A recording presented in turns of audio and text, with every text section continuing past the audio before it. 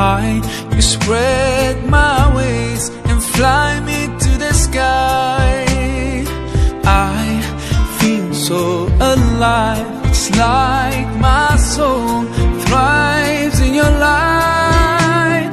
But how I wish you'd be here with me all year around. Ramadan, Ramadan, Ramadan ya Habib. Ramadan, Ramadan, laytaka دوما قريب. Wassalatu wassalamu ala Rasulillah wa ala alihi wa ashabihi wa mawalah. Asyhadu an la ilaha illallah wa asyhadu anna Muhammadar Rasulullah. A'udzubillahi minasyaitonir rajim. Ya ayyuhalladzina amanu kutiba alaikumus syiyam kama kutiba alal ladzina min qablikum la'allakum tattaqun. Wa qala aidan wal yakhshal ladzina law taraku min khalfihim dzurriyyatan di'afan khafu 'alaihim falyattaqullaha wal yaqulu qawlan sadida. Shadaqallahul azim wa ba'du.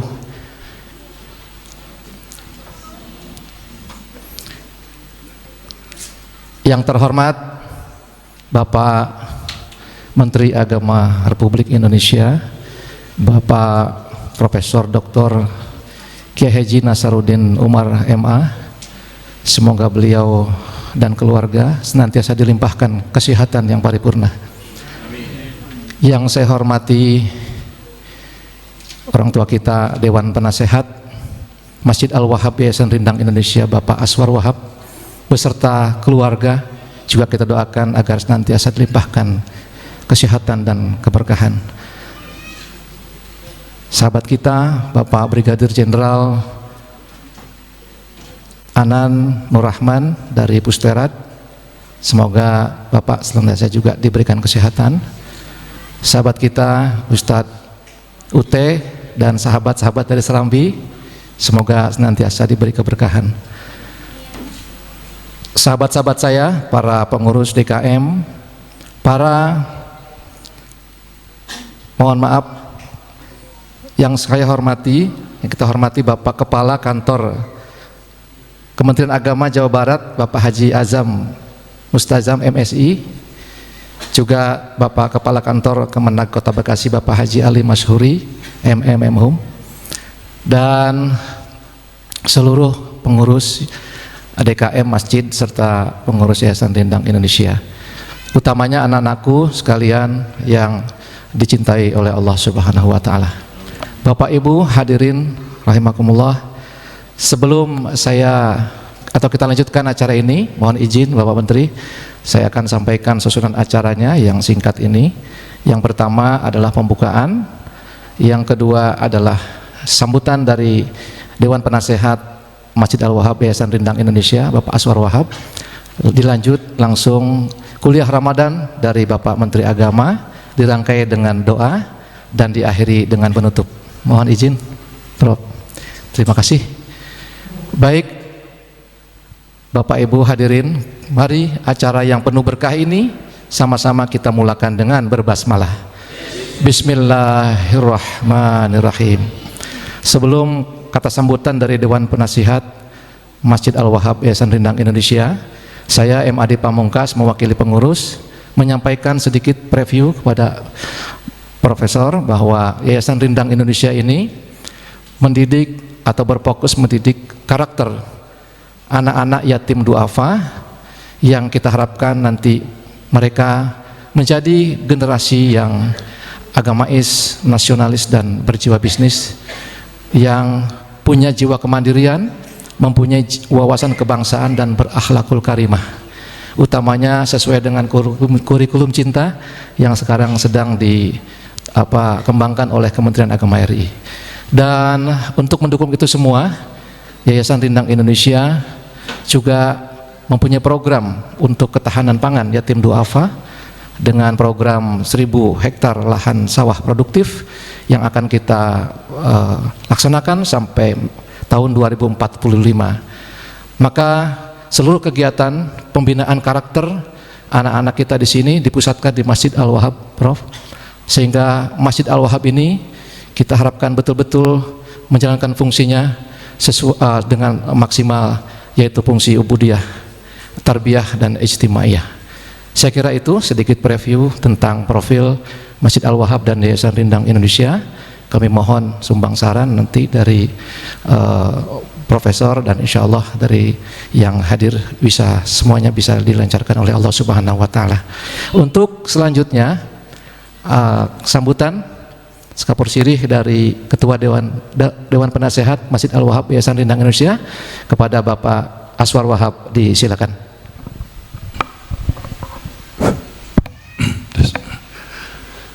Assalamualaikum warahmatullahi wabarakatuh. Waalaikumsalam warahmatullahi wabarakatuh. Saya nggak bisa panjang, saya lebih senang dengar kultumnya Pak Menteri. Selamat datang yang terhormat Bapak Menteri Agama Republik Indonesia, Profesor Dr. Kiai Haji Nasaruddin Umar. Terima kasih atas waktu yang Bapak siapkan buat kami. Di sela-sela kesibukan Bapak, kami merasa bangga dan bahagia. Yayasan kami di ujung di perkampungan bisa datang sama Pak Menteri. Tujuan saya di sini Pak Menteri hanya minta memohon doa agar yayasan ini terus berkembang. Memang ini semua adalah saya anukan ke orang tua saya semua.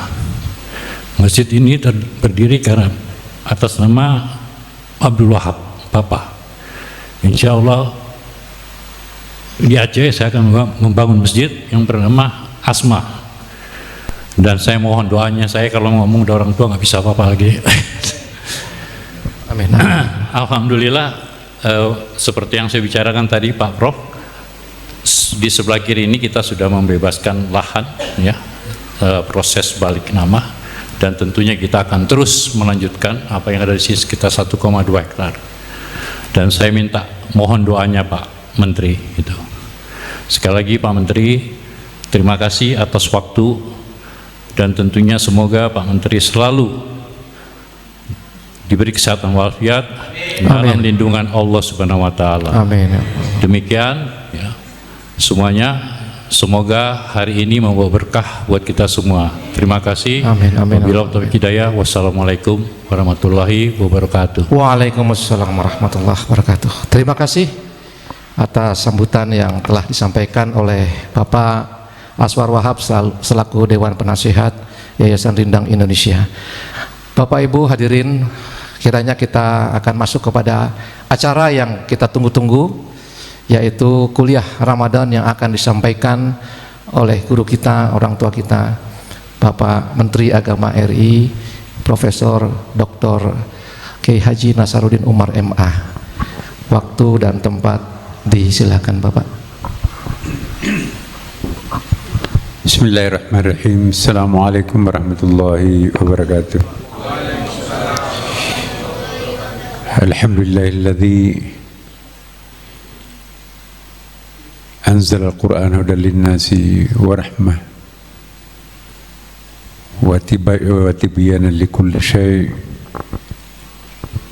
اللهم صل وسلم على سيدنا وحبيبنا محمد. اللهم صل وسلم عليه.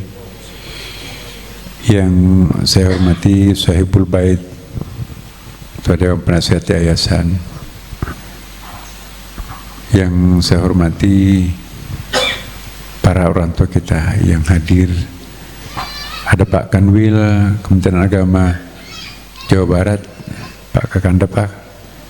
Terima kasih kerawuhannya di tempat yang sangat penting ini, diniatkan untuk sebagai lembaga pencerdasan umat, luar biasa.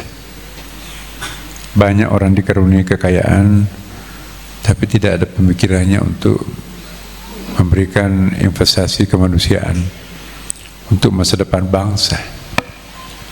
Orang yang berpikiran seperti ini perlu kita berikan dukungan, karena tidak banyak orang mau berbagi, menolong orang-orang yang mustadafin, sekalipun mereka itu mungkin punya kekayaan luar biasa, tapi nafsi dirinya sendiri. Saya juga mohon maaf, mestinya kita tadi buka puasa bareng, tapi karena kami harus mengunjungi berapa tadi, 6 atau 7 ormas Islam, mulai dari MUI, kemudian Nahdlatul Ulama, baru ke Muhammadiyah, baru ke Al-Wasliyah, kemudian juga Irsyad, kemudian satu lagi ada 2 lagi ya tadi. Alhamdulillah terakhir tadi di Al-Irsyad macet, jadi mestinya tuntas jam 3, tapi Jakarta nggak tahu ya, efeknya banjir dan macam-macam. Pakai patwal pun juga nggak mempan tuh, nggak bisa goyang. Akhirnya habis waktu di jalan, terutama sore-sore sesudah asar tadi. Perkiraan kami selesai jam 4, saya sampai di sini jam 5, tapi ternyata kenyataannya seperti ini. Nah, hari ini kita berjumpa di pertemuan yang sangat bagus ini ya. Terima kasih atas undangannya dan kesabarannya menunggu. Saya ingin berbagi dengan bagaimana caranya kita supaya doanya makbul. Kita kan sering berdoa, tapi terlalu sedikit doa kita diijabah Allah. Pasti ada yang salah manakala doa kita tidak diijabah Allah Subhanahu wa ta'ala. Apa yang dimaksud dengan doa? Doa ialah permohonan seseorang dari yang statusnya rendah kepada pihak yang statusnya mulia. Itu namanya da'a yad'u, memohon. Anak meminta uang kepada bapaknya, ibunya, memohon. Bapak ibu memerintahkan sesuatu kepada anaknya, itu bahasa Arabnya amr, perintah, instruction. Kalau tempatnya meminta ke samping saudara, teman kelas, itu namanya iltimas. Ada akhlaknya.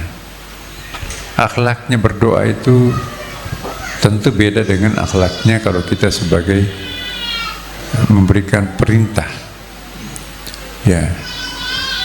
Dan ada juga etikanya tersendiri kalau kita memohon kepada teman-teman kita sendiri. Jadi ada amr, ada doa, ada iltimas.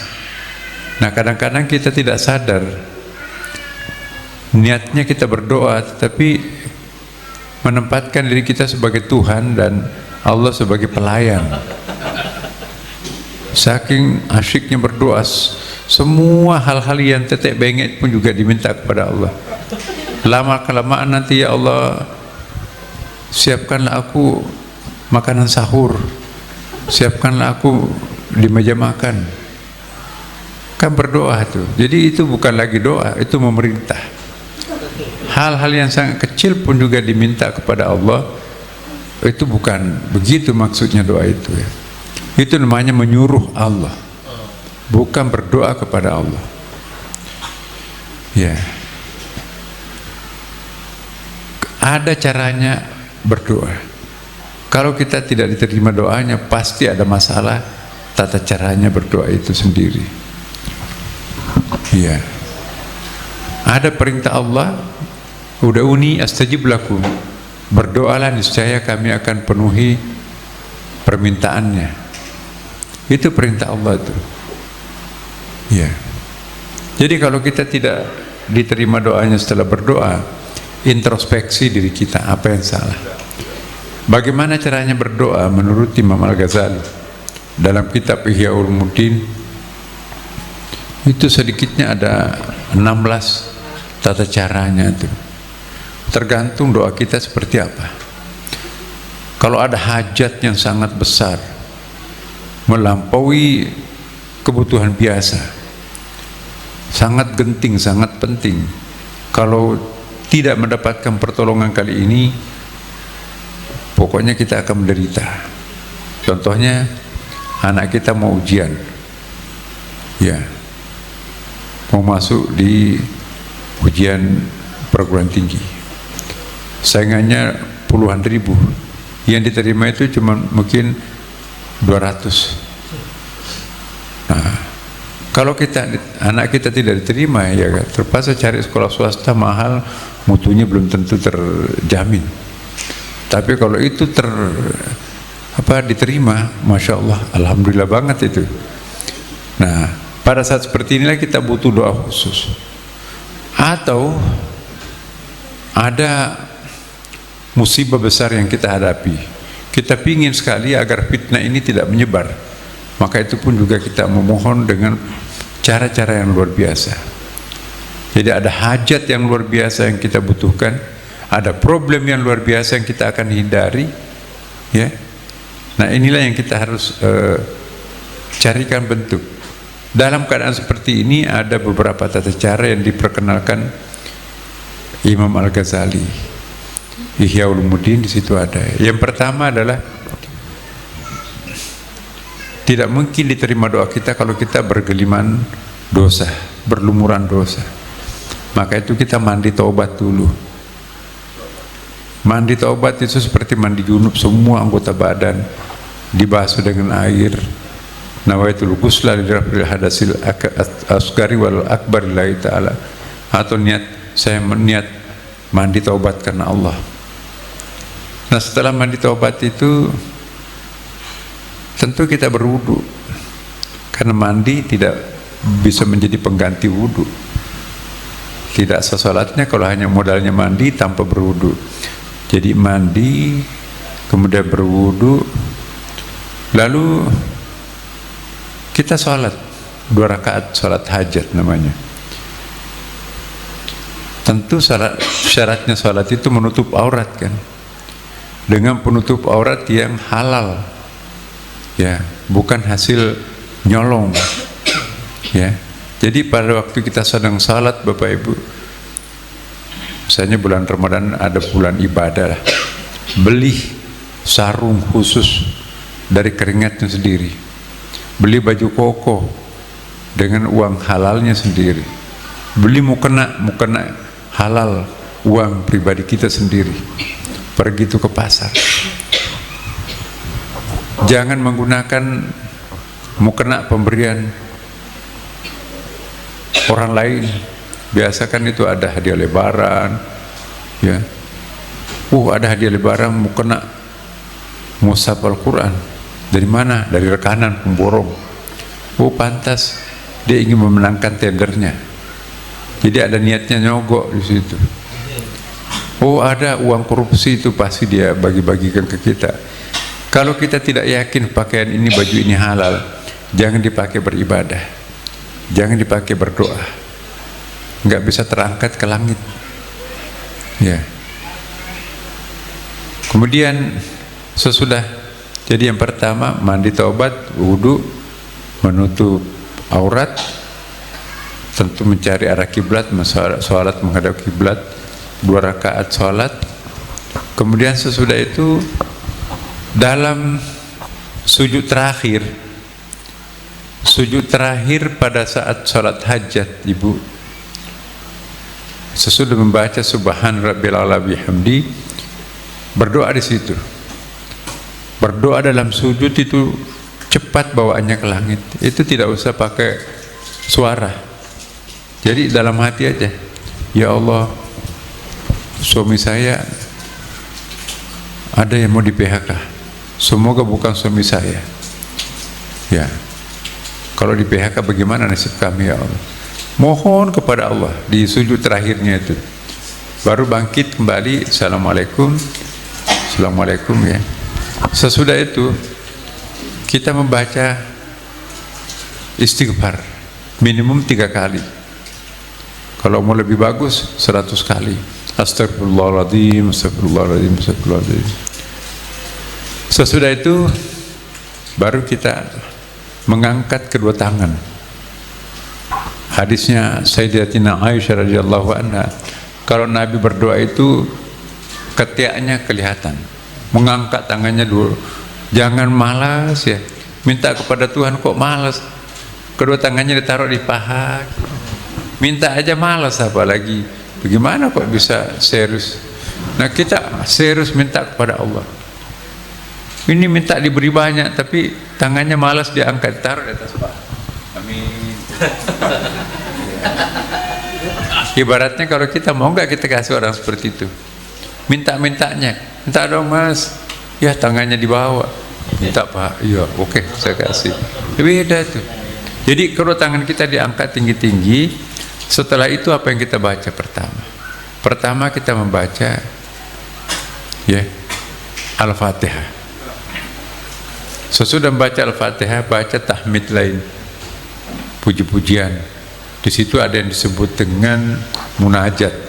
Munajat itu kita baca tahmid, alhamdulillahirabbil alamin, hamdasyakirin, hamdana'imin, atau semacamnya lah. Jangan langsung berdoa, munajat dulu. Apa itu munajat Bapak Ibu? Menyatakan kerendahan diri kita sebagai hamba dan menyatakan keunggulan, kemahagungan Tuhan sebagai Tuhan. Contohnya, ya Allah, inilah hambamu yang bergeliman dosa, tapi mau kemana kami meminta pertolongan kalau bukan kepada Engkau? Aku tidak punya Tuhan selain hanya Engkau, ya Allah. Jika Engkau menolak doa kami, maka kemanakah kami akan memohon? Ada kan syairnya Abu Nawas itu kan, ya, ilahi lasul firdausi ahla wala aqwa ala nari jahim, ya kan, ya Tuhanku. Itu Abu Nawas itu, Tuhan pun juga mau dipatah komplit itu kan, ya ilahi lastul firdausi ahla, ya Tuhanku, ya lastul firdausi ahla, aku tidak pantas untuk masuk ke dalam surgamu, mengingat banyaknya dosanya kan. Ya Tuhan, aku tidak pantas masuk ke dalam surgamu, tapi hambamu juga tidak kuat masuk ke dalam nerakamu. Ya, fahabli taubatan ya Dzal Jalali, ya Allah terimalah taubat kami, wahai Zat yang Maha Mulia. Ya, jadi itu namanya munajat. Munajat itu menyatakan kerendahan diri kita dan keagungan Allah Subhanahu wa taala. Setelah itu baru kita berselawat Nabi, atau didahulukan selawat dulu baru munajat. Dan penting ada selawat pembuka ya. Jadi Al-Fatihah, tahmid, selawat, munajat, baru setelah itu masuk kepada poin doa kita ya. Masuk ke poin doa, ya Allah, besok anak saya wawancara, yang diterima hanya 3 orang, sedangkan yang mendaftar pertamanya itu 1000 orang, dan yang diterima finalnya itu 7 orang. 7 orang itu hanya 3 orang yang mau diterima. Mudah-mudahan anak saya satu di antara yang akan diterima di antara 3 orang itu. Sudah itu kita tutup lagi doa kita dengan membaca selawat Nabi lagi. Sesudah itu ya ada doa sapu jagat itu, Rabbana atina fid dunya hasanah wa fil akhirati hasanah wa qina adzabannar.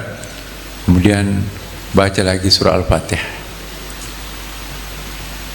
Nah, sesudah kita membaca surah Al-Fatihah, jangan langsung beranjak, sujud dulu sebagai tanda syukur. Ya Allah, sebelum Engkau mengabulkan doa, izinkan saya sujud di hadapan kebesaran-Mu. Allahu Akbar, sujud mencium lantai, subhan rabbil a'la bihamdi, subhan rabbil a'la. Sudah itu baru bergerak. Nah sekarang kalau kita berdoa seperti apa? Jangan-jangan langsung to the point, minta dong Allah sekian. Waduh, bagaimana tuh? Nah ini rahasianya berdoa Bapak. Jadi saya ulangi, ini sangat penting ya, apalagi kalau sangat genting mandi, karena kita kan pasti pernah berdosa kan, mandi taubat ya, kemudian salat sunat taubat, salat sunat taubat itu, kemudian lanjutkan salat sunat hajat. Jadi 2 rakaat itu sebetulnya 2 rakaat ya kan.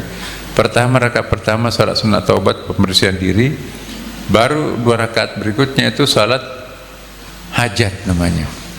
Sesudah salat hajat itu angkat kedua tangannya, kemudian baca Al-Fatihah, ya, kemudian baca selawat Nabi, kemudian lakukan munajat.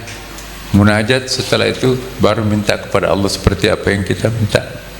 Kemudian Rabbana atina fid dunya hasanah, lalu kita tutup dengan selawat, baru terakhir adalah Al-Fatihah. Ghairil maghdubi alaihim waladdallin, amin. Ya. Tutup mukanya dengan kedua telapak tangannya. Amin, gitu ya. Karena itu nanti kalau tangan kita berdoa seperti ini ada energi, cahaya. Tutup muka itu nanti akan bercahaya muka. Begitu kalau habis berdoa, tutup nih. Itu nanti akan berikan cahaya wajah. Nah, doa ada 3 macam Bapak Ibu. Mana yang paling kuat? Nah, ini kita juga harus paham. Doa yang pertama disebut dengan ad-du'a'u bilisanil maqal. Doa yang dipanjatkan dalam bentuk komat kamitnya mulut meminta. Hafal tuh doa itu. Doa-doa Nabi dihafal, doa-doa dalam Al-Quran dihafal. Doa yang diajarkan mursyidnya, guru-gurunya, ustadznya dihafal semua. Doa enteng jodoh, doa murah rezeki dan seterusnya dia baca. Itu enggak apa-apa, dibaca semua. Tapi itu namanya ad-du'a bilisanil maqal. Ya. Tetapi ada doa yang lebih kuat daripada ad-du'a bilisanil maqal, yaitu ad-du'a bilisanil hal. Doa yang dipanjatkan dalam bentuk ungkapan batin. Jeritan batin ini lebih ampuh daripada komat kamitnya mulut berucap. Tidak perlu diucapkan dalam bentuk bahasa Arab atau bahasa Indonesia, ya. Wa ma yalfidhu min qaulin illa ladaihi raqibun atid. Belum sampai terucapkan ke dalam mulut, malaikat sudah tahu, oh ini bacaannya, ini maksudnya apa. Apalagi Allah kan. Itu dia. Jadi kalau kita ingin betul-betul doanya itu terangkat ke langit lebih cepat, jeritan batin ini yang lebih kuat. Angkat tangan, ya Allah, saya nggak tahu bahasanya apa, tetapi hambamu dalam keadaan terjebak, paceklik nih. Ya Allah, hambamu, suami saya di PHK, ibu saya di kampung sakit keras butuh tebusan obat, kontrak rumah kami juga berakhir, besok anak saya SPP-nya harus dibayar, sementara tabungan kami sudah habis. Ya Allah, tidak ada tempat kami untuk memohon seperti ini kecuali Engkau. Aku tidak punya apapun, tidak punya siapapun yang bisa menolong. Satu-satunya harapan kami hanya Engkau. Itu yang diungkapkan dalam batin kita. Ya, mau mengangkat kedua tangan atau mau sujud sambil berdoa, jeritan batin itu yang disebut dengan ad-du'a'u bilisanil hal. Diungkapkan oleh Ibnu Arabi, ad-du'a'u bilisanil hal afsahu min ad-du'a bilisanil maqal. Doa yang dipanjatkan dalam bentuk jeritan batin itu lebih kencang naik langit ke langit daripada doa yang fasih dihafal-hafal di mulut tapi hatinya entah kemana. Tuh. Tapi ada yang paling mujarab, ada yang paling inti dan yang paling puncak doa. Itulah yang disebut dengan ad-du'a'u bilisanil isti'dad. Doa yang dipanjatkan dalam bentuk isti'dad. Isti'dad itu artinya kepasrahan puncak. Doa yang dipanjatkan dalam bentuk kepasrahan total kepada Allah. Ya Allah, Engkau lah yang maha tahu apa yang hamba-Mu butuhkan. Kami tidak tahu mengurai kebutuhan kami terlalu banyak. Kami tidak bisa menghitung problem saya yang begitu besar. Saya harus mulai dari mana meminta? Aku hanya menyerahkan diri sepenuhnya kepadamu. Hamba-Mu yakin Engkau lebih tahu apa yang terbaik buat kami. Apapun keputusan-Mu, aku akan terima apa adanya. Aku tidak minta apapun. Jadi enggak berdoa, enggak mau berkata-kata apapun, enggak mau menjeritkan sesuatu. Pokoknya aku pasrah kepadamu. Ternyata itu doa yang paling ampuh. apapun keputusanmu ya Allah, itu aku akan terima. Ya, ternyata lain yang dia maksudkan, lain yang muncul pada dirinya, aku terima ya Allah, karena kami yakin bahwa Engkau adalah maha baik. Tidak mungkin Engkau memberikan sesuatu yang tidak baik buat hambamu yang butuh seperti aku ini. Ya, minta jodoh, kita nggak boleh kecewa. Itu ada hadis Nabi itu, tidak boleh kita kecewa terhadap permohonan kita. Ya, jadi saya kok minta jodoh siang malam sudah, ya Allah semoga saya dijodohkan dengan si A itu. Ya, sudah puasa Senin Kamis, sudah salat tahajud, puasa duha, wirid, ngaji segala macam wirid, datang ke rumahnya ustadz, kasih amplop segala macam. Tapi yang ternyata tetangganya yang nggak pernah sholat itu dilamar. Sakit hatinya, ya Allah, apakah Engkau ada ya? Jangan-jangan hanya imajinasi saya aja menyembah Engkau. Masa orang yang nggak pernah berusaha kok dilamar? Putus asa dia, nggak mau. Saya hilang kepercayaan terhadap Tuhan sekarang. Saya sudah sekian lama berdoa, tetangga yang dapat. Padahal tetangga itu nakal, saya tahu persis, nggak pernah sholat, malah dia yang dapat. Kita tidak boleh salah paham terhadap doa kita yang tidak diijabah. Banyak sekali buktinya kan. Begitu dalam keadaan frustrasi seperti itu, ya, tiba-tiba tetangganya tuh datang. Loh, kok kenapa Mbak? Kenapa pulang tuh? Kok hidungnya bengkok? Ya, bengkak-bengkak, habis KDRT ternyata. Masya Allah, mobil Mercy dipinjam, malah justru didalimi oleh suaminya, bahkan disewakan kepada teman-temannya. Ya Allah, alhamdulillah, untungnya aku tidak diterima doanya kan. Nah, jadi kadang-kadang seperti itu kan. Asa an takrahu syai'an wa khairul lakum, boleh jadi menurut kita itu adalah enggak bagus, tapi di mata Allah itu baik. Dan wa asa an tuhibbu syai'an wa syarrul lakum, boleh jadi menurut kita itu baik, tapi di mata Allah itu enggak bagus. Nah, ini yang perlu kita pahami ya, bahwa berdoa itu Bapak Ibu sekalian harus ada kearifan kita dalam berdoa. Manakala doa kita tidak diijabah, jangan langsung salah paham terhadap Tuhan, karena ada dua sifatnya doa itu. Kalau doa itu didikte oleh hawa nafsu, biasanya itu enggak berkah. Nah, mari kita introspeksi. Doa kita itu apakah didikte oleh sebuah keinginan luhur, sebuah kebutuhan vital, atau jangan-jangan kita didikte oleh hawa nafsu? Beda antara didikte oleh keinginan luhur. Ya Allah, orang tua saya sakit keras, mohon disembuhkan. Itu keinginan luhur itu. Ya, ya Allah, aku pingin sekali mobil mewah. Aku juga pingin rumah besar. Jadi didikte oleh hawa nafsu. Jika Allah tidak menerima doa kita, itu ada dua kemungkinan.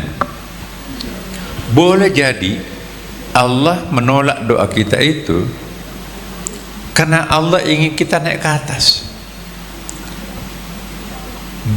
Allah tidak ingin apa yang kita minta diturunkan dari langit ke bumi, lalu kita nanti pada saatnya tidak naik ke atas. Kira-kira mana yang kita pilih? Doa kita dikabulkan, ambil nih. Masa setiap malam minta itu terus? Ambil. Bermain-mainlah di dunia itu, di bumi, nggak usah naik ke langit. Tapi doa kita nggak diterima, tapi kita yang diterima naik ke langit. Akhirnya kita sadar dan melihat, ya Allah, etalase yang dipamerkan di langit ini jauh lebih besar daripada apa yang kita minta. Ya Allah, jangan kabulkan permohonan-permohonanku kemarin. Aku mau yang ini, ternyata banyak lebih istimewa di sini ini. Nah, jadi kalau doa kita gagal diterima oleh Allah, boleh jadi penolakan doa kita itu artinya penerimaan diri kita naik ke langit. Atau sebaliknya, boleh jadi ya, pemberian doa itu kepada kita, pengabulan doa kita, berarti kita nggak boleh naik ke langit. Masa itu saja seperti setengah memaksa Tuhan, maunya itu nggak ada alternatif lain. Nah, ambil nih. Nah, kalau Allah memberikan tidak dalam keadaan reda, itu nggak berkah. Jadi kita jangan sampai memaksa Tuhan. Kalau kita sudah berdoa tapi nggak dikabulkan oleh Allah, jangan salah paham kepada Tuhan. Karena Tuhan itu kan seperti ibu. Coba ibu sedang cuci piring di wastafel tuh, anaknya bayinya tuh merangkak-rangkak tuh. Ketika ibu cuci piring, ada di situ pisau tajam yang mengkilap, ya kan? Anaknya tuh nangis minta pisau itu kan mengkilap tuh, mau dijadikan mainan. Ya, sampai anaknya keringatan itu nangis minta pisau tajam itu, tapi ibunya tetap nyanyi dandut sambil cuci piring tuh. Mau nggak kasih pisau itu kepada anaknya? Mau nggak?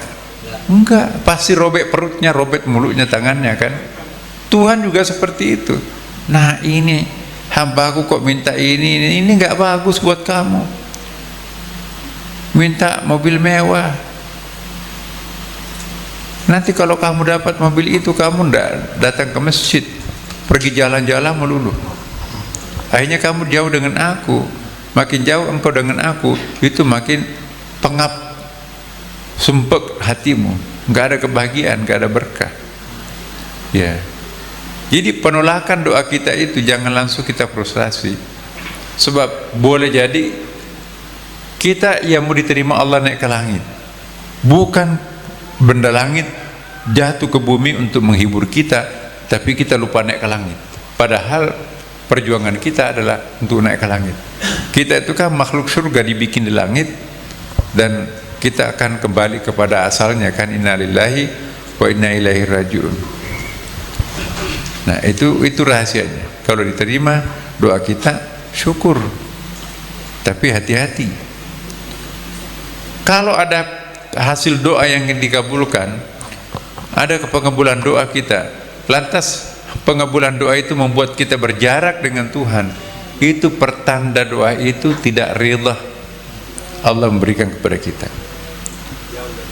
Ya, contohnya kita ingin dapat pekerjaan, akhirnya diterima masuk di pekerjaan. Semenjak dia bekerja di tempat itu tidak pernah sholat lagi, uangnya terlalu banyak. Dulu ketika dia paceklik menderita, sholat karena ingin minta macam-macam kepada Tuhan. Nah, sekarang gajinya tinggi-tinggi, ya, kebutuhannya terpenuhi semua, lupa berdoa kepada Tuhan, seolah-olah dia nggak butuh Tuhan. Aku sudah terpenuhi kok. Diperlukan Tuhan pada saat kita dalam keadaan paceklik, tapi begitu kemewahan dia nggak ingat Tuhan.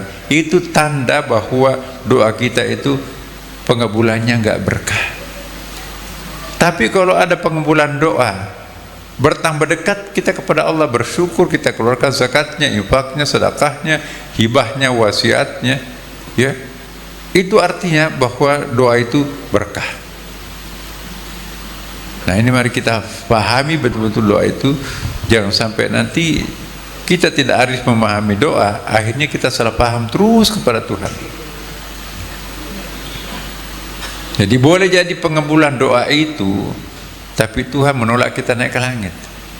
Boleh jadi penolakan doa kita, Allah ingin kita naik ke atas. Ya, mana yang kita pilih? Benda langit turun ke bawah, atau kita naiknya ke langit? Lebih mahal kita naik ke langit kan? Etalase yang dipamerkan di langit jauh lebih dahsyat kebaikannya dibanding Pondok Indah dengan segala isinya tuh kan. Benda basi, situ nggak ada yang basi. Nah, itu adu'au bilisanil istidad ini. Ya Allah, saya tidak mau berdoa, karena Engkau lebih tahu apa yang aku inginkan. Aku hanya dekat denganmu, dekat lengket dengan Tuhan. Itu juga salah satu bentuk doa. Jadi doa itu bukan berarti meminta kepada Allah ABCD, menyerahkan diri sepenuhnya kepada Allah, lalu kita mengatakan terserah Engkau ya Allah, apapun yang Kau berikan kepada aku rela menerimanya, dan itu pasti yang terbaik buatku. Itu doa tuh. Justru tidak mungkin Tuhan akan menelantarkan kekasihnya sepasrah itu. Makin pasrah seseorang kepada Tuhannya, makin proaktif Tuhan. Maka itu ada pasrahan, itu ada 3 macam kan. Ada pasrah dalam pengertian tawakal. Apa yang dimaksud tawakal kata Nabi? Berkeringat, berikhtiar, baru tawakal kepada Tuhan. Ada sahabat Nabi dari kampung. Nabi bertanya, "Hei sahabat, kamu parkir di mana untamu?" "Oh ya, saya sudah tawakal, saya lepas." Ini kan saya ke rumahnya Nabi, kan tidak mungkin. Nabi itu kan kekasihnya Allah. "Oh, enggak begitu namanya tawakal, Mas. Tawakal itu tambatkan untanya di sebuah pohon, baru tawakal kepada Allah." Sama. "Mana motornya?" "Udah saya pinggir jalan depan sana, Mas." "Kemana?" "Saya kan mau ke masjid." "Masjid itu kan rumah Allah, tidak mungkin Allah akan membuat motor saya hilang." Habis dimakan maling tuh. Ya. Jadi tawakal itu kunci dulu, bayar parkirnya, baru tawakal, ya Allah, saya sudah kunci leher, saya sudah bayar uang parkirnya, saya mohon mudah-mudahan motor saya diamankan. Aman tuh. Nah, itu namanya tawakal, pasrah tawakal. Jadi kita proaktif, maka Allah pun juga proaktif untuk mengamankan. Tapi ada tawakal, ada kepasrahan lebih dalam daripada tawakal, itu yang disebut dengan taslim. Taslim itu energi yang kita keluarkan sedikit, tapi balasan Tuhan proaktifnya luar biasa. Contohnya taslim itu bayi. Bayi itu Bapak Ibu cukup mengiyak-iyak gitu, berlarian tuh.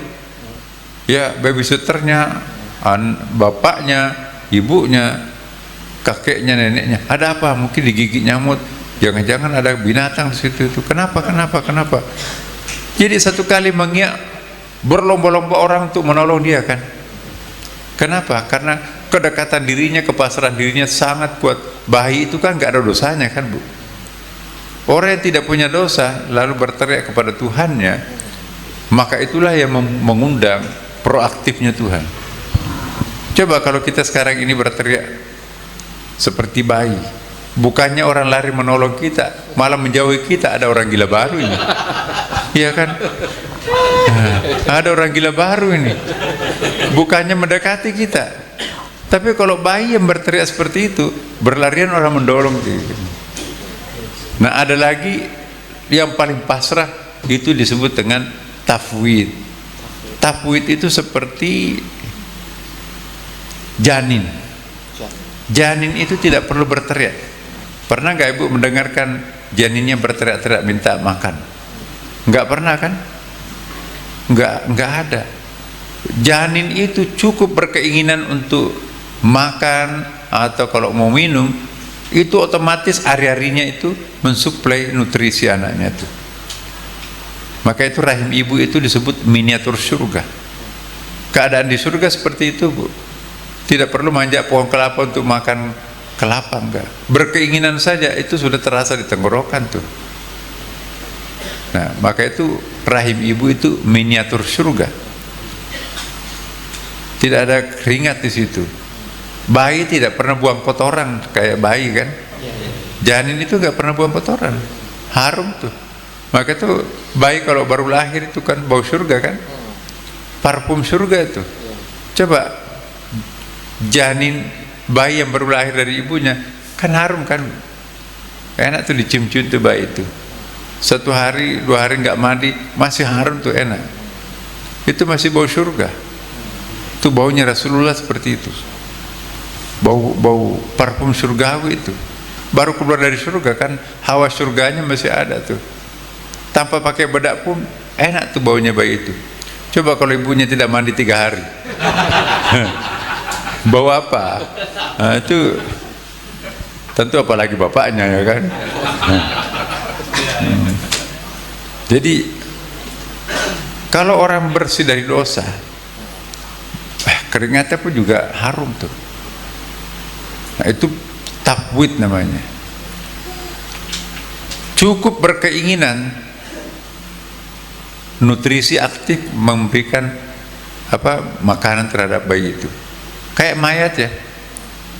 Pasrahnya mayat itu kan cukup melipat tangan gini. Mayat satu RT itu heboh itu. Siapa yang gali kuburannya? Siapa nanti yang sholatin?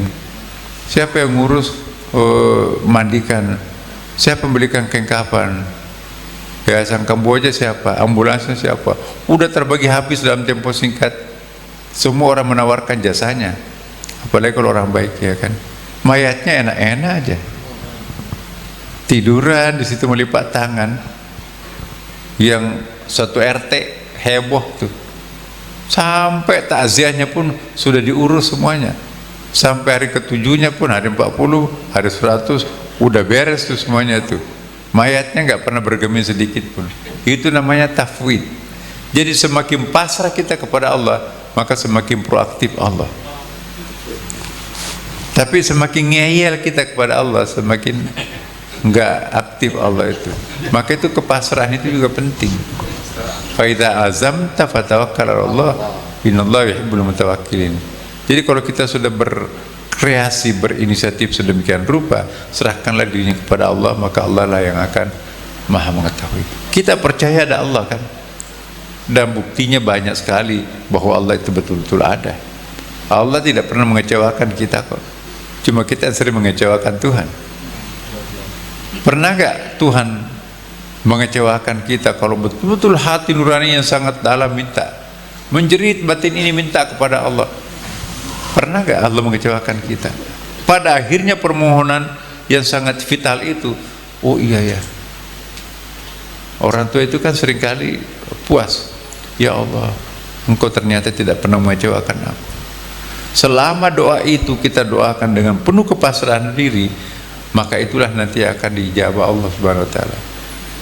Nah, inilah mengapa sampai kita perlu membuat suatu konsep doa yang bagus. Jadi pertama, perbaiki makrifat kita tentang doa. Kalau Allah tidak mengabulkan doa kita, yang akan menerima doa itu adalah anak kita.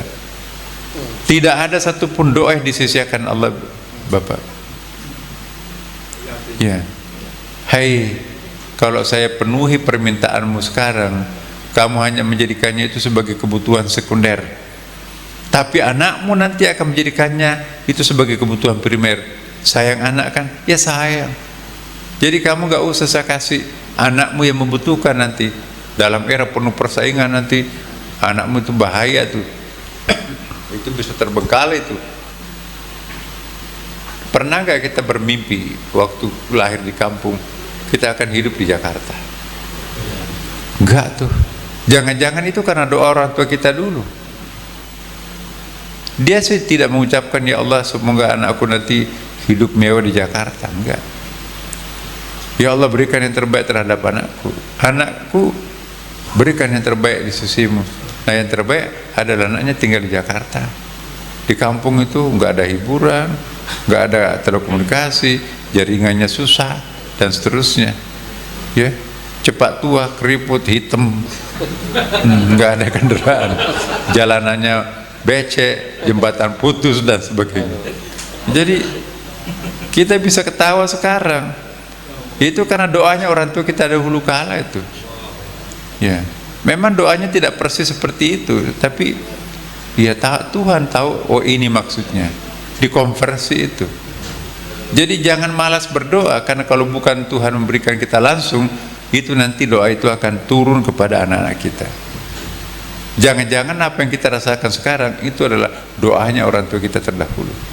Maka itu rajinlah menziarahi makam orang tua, ziarahi kakeknya, neneknya. Siapa tahu doanya itu yang kita pakai untuk menjadi pejabat, menjadi konglomerat, menjadi apapun.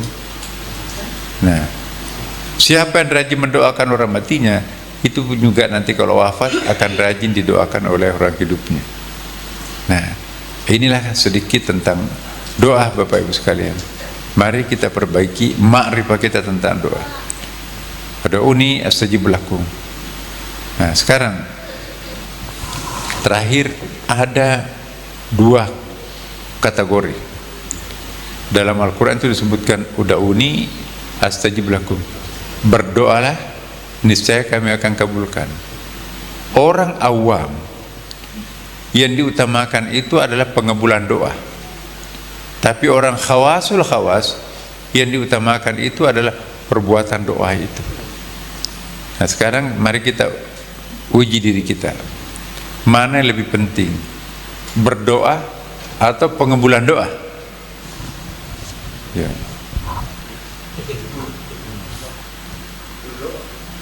Berdoa atau di pengabulan doa itu? Mana yang penting, pengabulan doanya atau berdoanya? Ya? Pengabulan doanya atau doanya? Ya?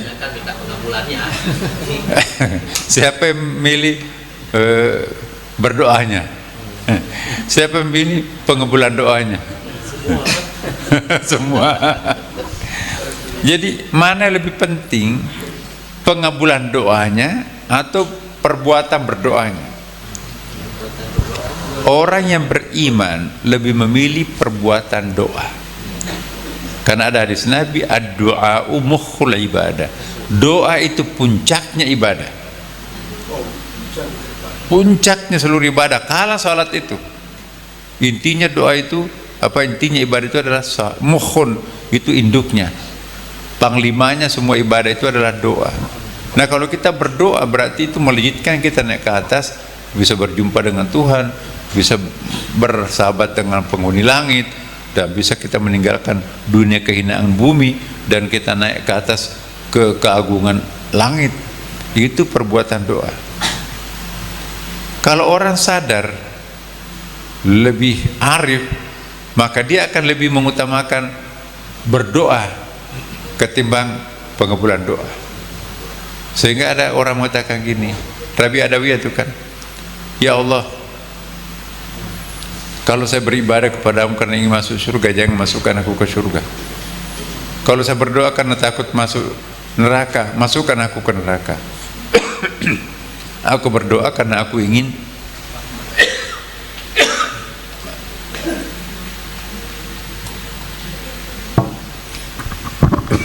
aku berdoa karena mencintaimu. Jadi cinta kepada Allah itu melebihi semuanya. Nah, jadi doa itu lebih penting daripada pengabulan doa, Bapak. Ya. Ambil itu surga. Surga itu, ambil itu Lailatul Qadar. Kita akan kejar-kejar Lailatul Qadar itu kan. Kalau orang sudah sampai ke tingkat khawas, dia nggak tergila-gila Lailatul Qadar. Ambil. Aku tidak butuh Lailatul Qadar. Aku tidak butuh surga. Yang aku butuhkan adalah siapa yang menciptakan surga dan siapa yang menurunkan Lailatul Qadar. Mana lebih baik? Ya, Lailatul Qadar atau yang menurunkan Lailatul Qadar? Mana lebih mulia? Surga atau pencipta surga? Surga itu makhluk, Lailatul Qadar itu makhluk, sedangkan Allah yang menciptakan surga, menurunkan Lailatul Qadar, itu sang Khalik. Lebih mulia mana? Khalik atau makhluk? Khalik. Ya. Jadi kita itu lebih baik mendapatkan sang Khalik daripada makhluk. Jadi kalau ada orang tergila-gila dengan Lailatul Qadar, waduh, begadang terus itu sampai ya menunggu Lailatul Qadar, membeku airnya katanya dan seterusnya. Itu nggak ada kuat dalilnya tuh. Nah, bagi orang yang dekat dengan Tuhan, santai-santai aja. Yang aku tunggu bukan Lailatul Qadar. Yang aku tunggu adalah yang menurunkan Lailatul Qadar. Iya.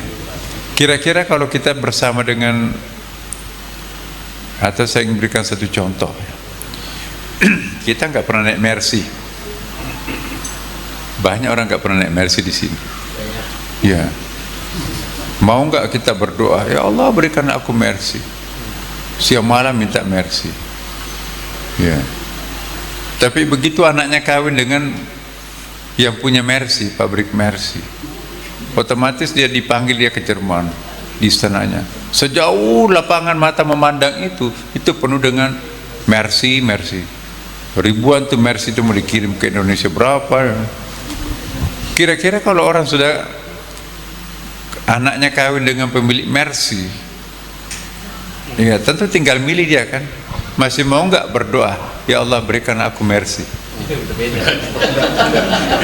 Ketika di Bekasi, ya Allah berikan aku Mercy. Tapi begitu dia pindah ke Jerman karena anaknya kawin dengan pemilik Mercy, kita masih mau berdoa nggak, ya Allah berikan aku Mercy? Udah kebanyakan Mercy kok, mungkin minta jet, ya kan? Jadi itulah manusia. Nah inilah perlu kita fahami ma'rifah doa ini. Jadi kembali lagi bahwa sebetulnya yang paling penting itu adalah perbuatan doa. Ud'uni astajib lakum. Berdoalah,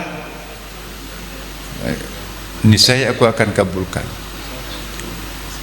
Jadi kalau kita berdoa itu bukan tujuannya untuk meminta, tapi tujuannya untuk mendekatkan diri kita kepada Allah. Doa mukhul ibadah, doa itu induknya ibadah. Tapi kalau dapat dua-duanya, ya syukur ya kan. Kita berdoa supaya dekat dengan Tuhan, kan memanjat langit itu doa itu kan. Tapi dikabulkan juga doanya. Dunia akhirat dapat, langit bumi dapat. Itu yang paling bagus. Rabbana atina fid dunya hasanah wa fil akhirati hasanah wa qina adzabannar.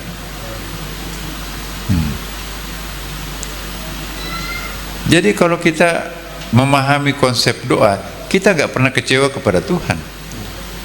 Kenapa doaku tidak diterima? Berarti anak saya nanti yang butuhkan doa ini. Ya udah, selesaikan. Semua kita cinta anak kan.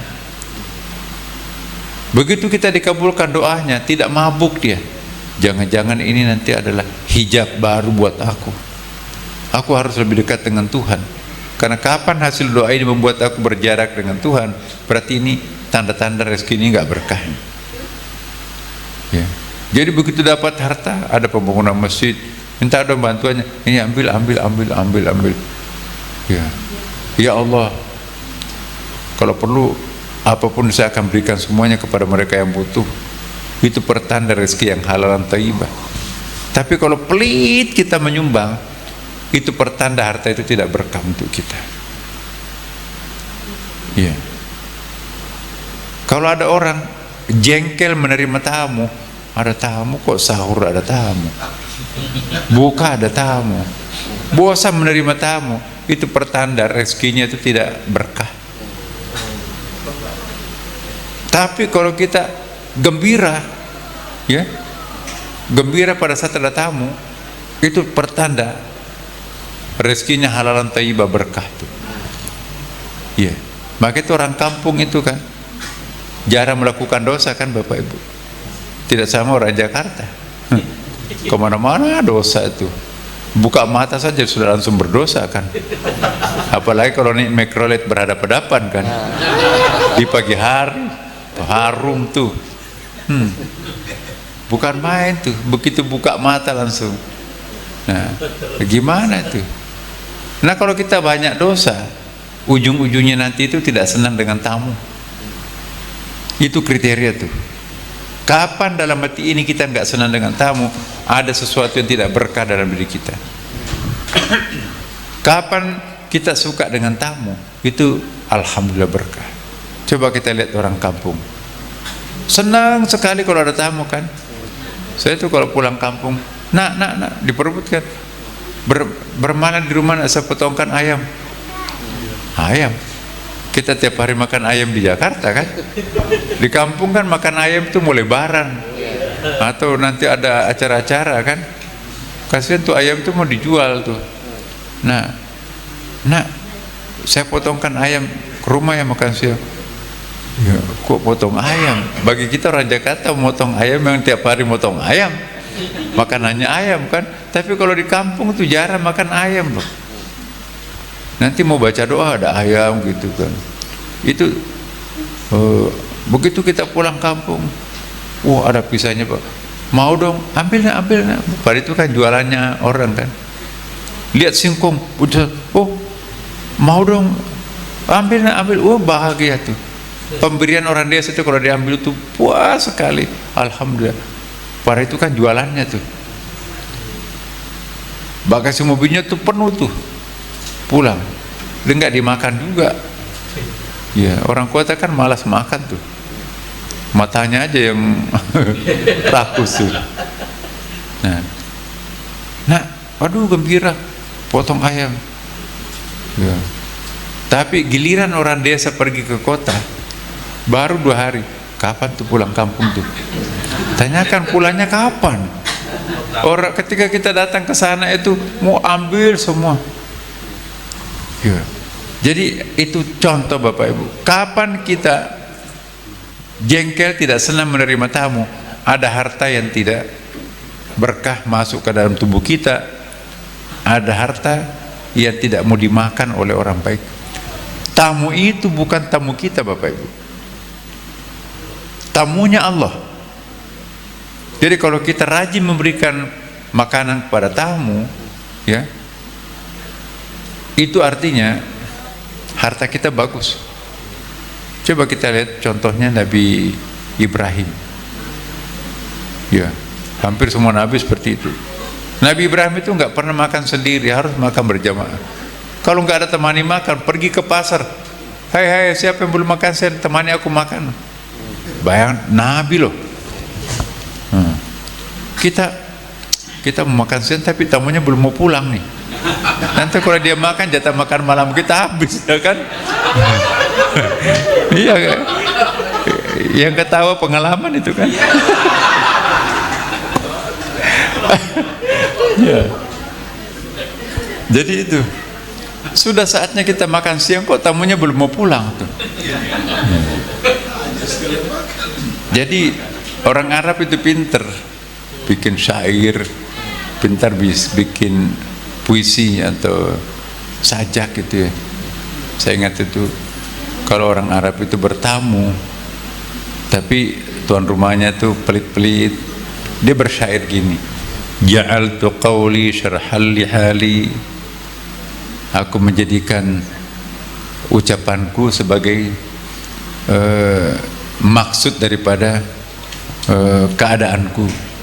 Ja'altu qawli syarhan lihali fakhdhu fil lamaini yashrah haluka, buanglah kedua dua lamnya, maka itulah maksudku.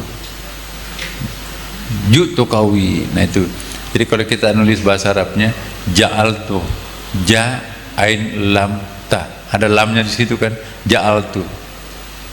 Qauli ada 2 lam di situ, ja'altu qauli. Kalau dihilangkan 2 lamnya itu, ju'tu qawi, saya sangat lapar. Nah, jadi bersyair ja'altu qauli syarah li halik. Pintar, cakep gitu kan. Ya, bukan cakepnya yang penting, perhatikan syairnya tuh. Aku menjadikan kata-kata ini sebagai maksud tujuanku. Buanglah kedua huruf lamnya, maka itulah maksudku. Nah, setelah dibuang lamnya itu, jadi bunyinya ju'tu qawi, aku sangat lapar. Nah, jadi minta nasi itu. Tapi mintanya halus pakai syair. Ja'altu qawli syarhal lihali fakhdhu fil lamaini yashrah haluk. Ya. Jadi inilah satu penyakit perkotaan ini, tidak suka tamu. Jujur nih. Nah, kenapa tidak suka tamu? Terlalu banyak barang haram masuk di pintu itu. Tapi kalau rajin kita menerima tamu, alhamdulillah. Ya, ada tamu datang, iya masuk Bu. Ya, pokoknya kamu nggak boleh pulang sebelum makan. Ya, makan dulu ya baru pulang. Iya Bu, ya Bu. Ya.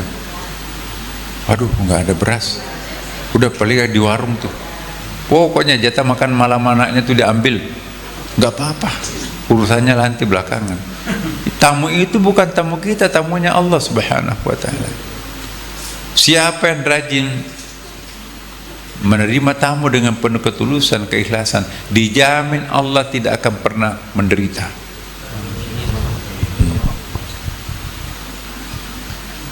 Ya, dijamin.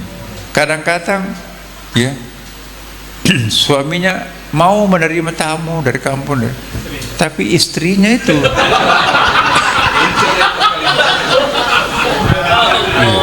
siapa sih itu?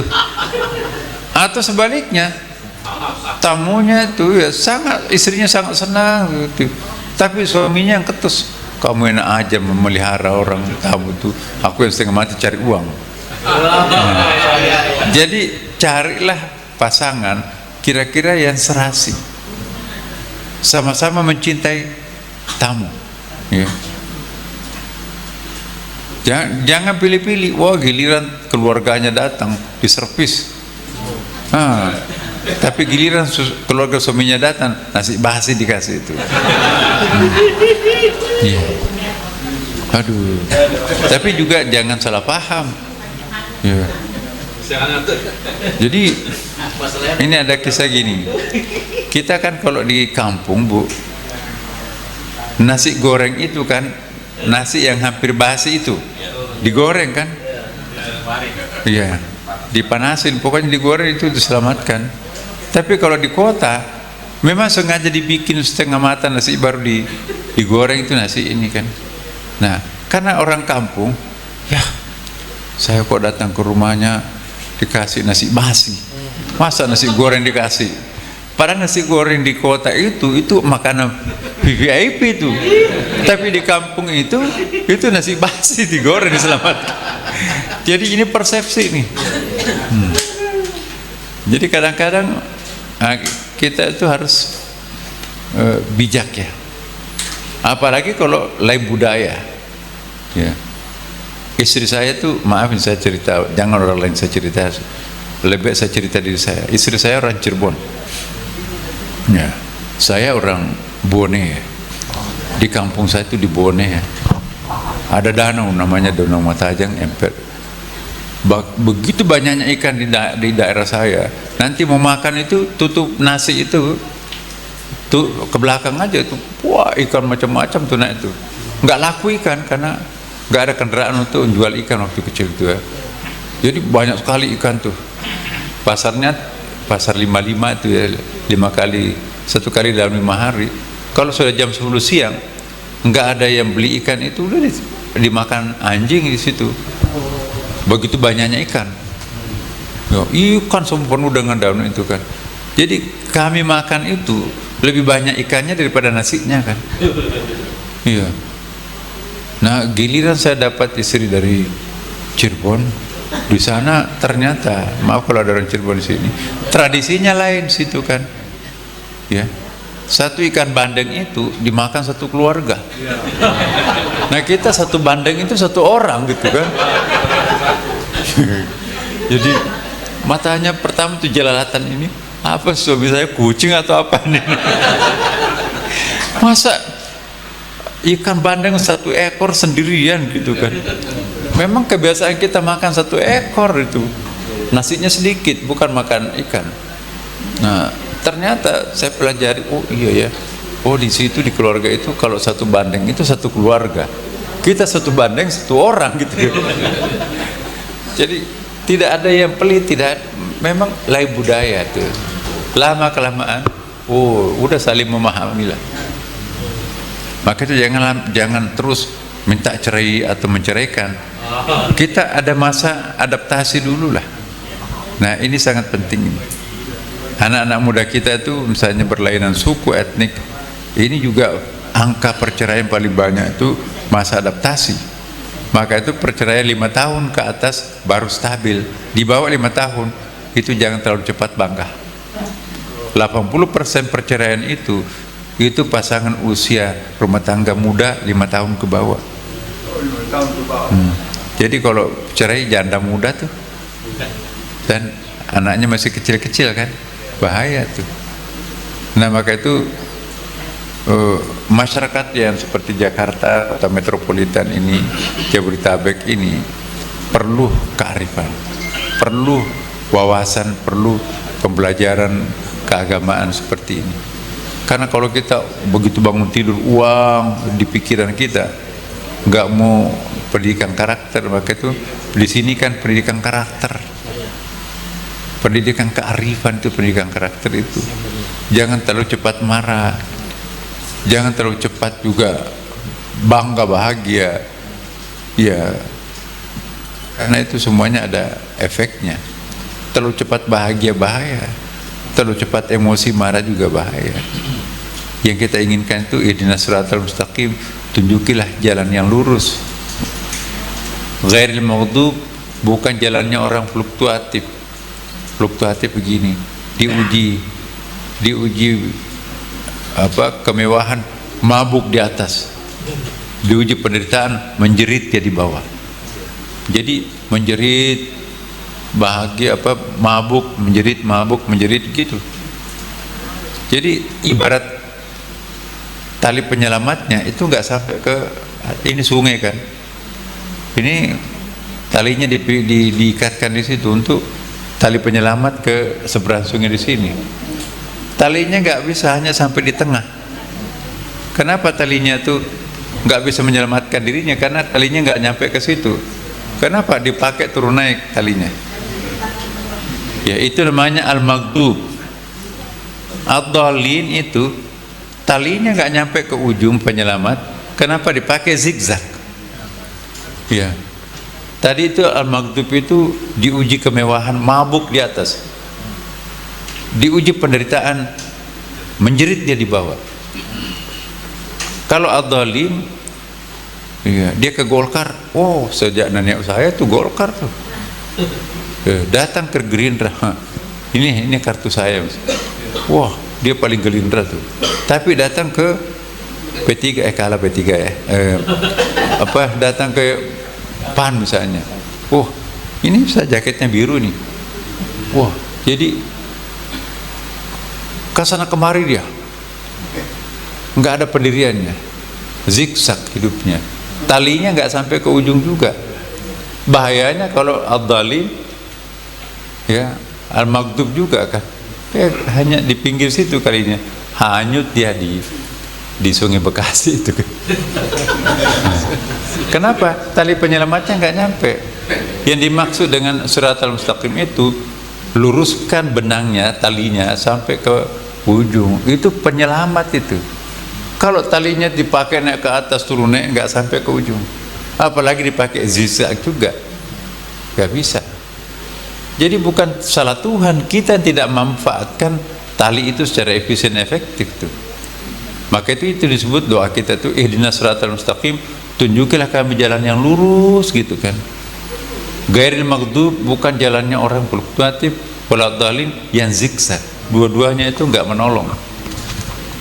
Siapa yang menempuh jalan lurus, an'amta alaihim, pasti akan nikmat.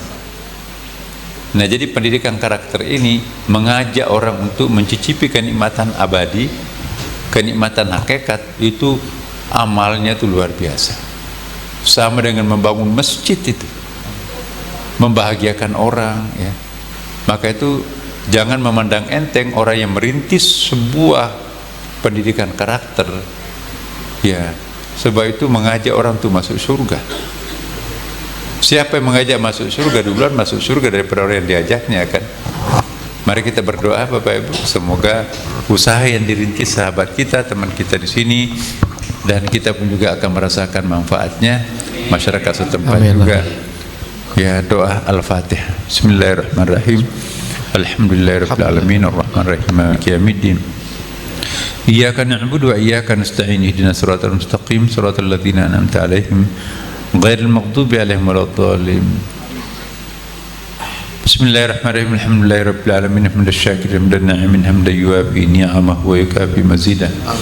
Ya Rabbana lakal hamdu kama yanbaghi li jalali wajhika karim wa 'azim sultanik. Allahumma shalli wa sallim 'alaihi.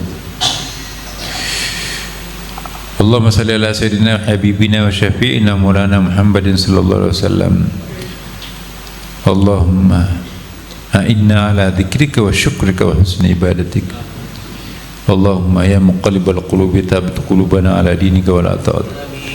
Rabbana ighfir lana dzunubana wa israfana fi amrina wa thabbit aqdamana wa ansurna 'alal qaumil kafirin. Allahumma ati anfusana taqwaha wa zakkiha anta khairu man zakkaha anta waliyuha wa maulaha. Rabbi rahmuhuma kama rabbana shighara. Rabbana atina fid dunya hasanah wa fil akhirati hasanah wa qina adzabannar. Wa adkhilna jannata ma'al abrari aziz ya ghafar rabbul alamin. Wa sallallahu ala sayyidina wa habibina wa syafi'ina wa maulana Muhammadin sallallahu alaihi wasallam. Subhana rabbika rabbil izzati amma yasifun wa salamun alal mursalin walhamdulillahi rabbil alamin. Bismil Fatihah. A'udzu billahi minasyaitonir rajim. Bismillahirrahmanirrahim. Alhamdulillahi rabbil alamin. Ar-Rahmanir Rahim. Maliki yaumiddin. Iyyaka na'budu wa iyyaka nasta'in. Ihdinas siratal ladzina an'amta 'alaihim ghairil maghdubi 'alaihim waladdallin. Amin amin ya rabbal alamin. Bapak Ibu sekalian, semoga ada manfaatnya. Mohon maaf. Wallahu muwaffiq ila aqwamit thariq. Wassalamualaikum warahmatullahi wabarakatuh. Waalaikumsalam warahmatullahi wabarakatuh. Allahumma sholli ala sayyidina Muhammadin wa ala ali sayyidina Muhammad. Terima kasih guru kita, orang tua kita, Bapak Menteri Agama Republik Indonesia yang juga sekaligus Imam Besar Masjid Istiqlal Jakarta, Bapak Profesor Dr. Kiai Haji Nasaruddin Umar MA, yang telah menyirami kalbu kita dengan luar biasa. Saya yakin yang hadir di sini, baik yang nyata maupun yang tidak nyata, mendapatkan manfaat daripada apa yang beliau tausiahkan. Sekali lagi kami, para sivitas dan juga anak-anak binaan Yayasan Rindang Indonesia mengucapkan syukran katsiran, terima kasih banyak kepada Bapak Menteri atas kesediaannya hadir dan memberikan tausiah silaturahim di tempat yang mulia ini dalam keadaan yang luar biasa kalau mengingat tugas, tetapi Allah izinkan dan beliau kita lihat sangat berbahagia. Sekali lagi kita doakan agar beliau senantiasa sehat paripurna dan pulih kembali seperti sedia kala. Dan kami juga sampaikan titip salam Pak Menteri untuk Bapak Presiden Prabowo daripada Sivitas Yayasan Rindang Indonesia, agar beliau senantiasa juga diberikan kesehatan dan perlindungan di dalam rangka melaksanakan tugas-tugas negara kapanpun dan dimanapun berada. Terakhir saya ucapkan terima kasih kepada seluruh undangan, para donatur yang telah mendukung acara ini. Tanpa dukungan Bapak Ibu sekalian, kita tidak akan bisa berbuat apa-apa. Syukron jazakumullahu khairan kasiron. Dan saya selaku pengurus, mewakili pengurus mengucapkan mohon maaf atas segala kekurangan yang mungkin dirasakan.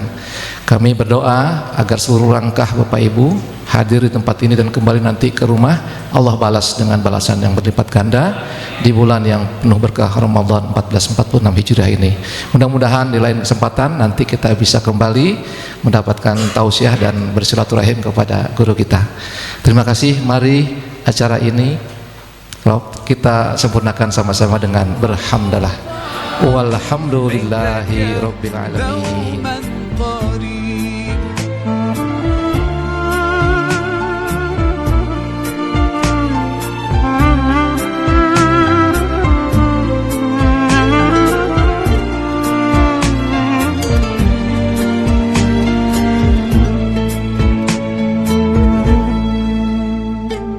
Love is everywhere, so much peace fills up the air.